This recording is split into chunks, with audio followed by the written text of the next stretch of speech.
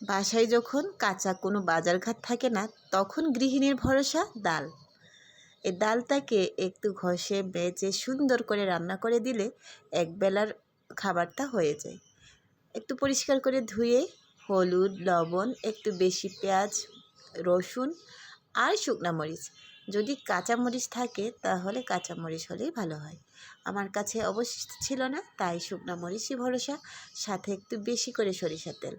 এবার খুব সুন্দর করে মাখিয়ে এটাকে ম্যারিনেট করতে হবে। ডাল আবার ম্যারিনেট বলুন। এবার পরিমাণ মতো পানি দিয়ে বসিয়ে দেব চুলায়। 10 মিনিটেই এই মজাদার ডাল মাখা রেডি হয়ে যাবে। বিশ্বাস হয় না?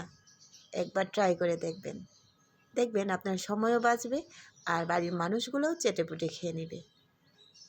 চলে যাচ্ছি, ফিরে আসবো খুব শিগগিরই।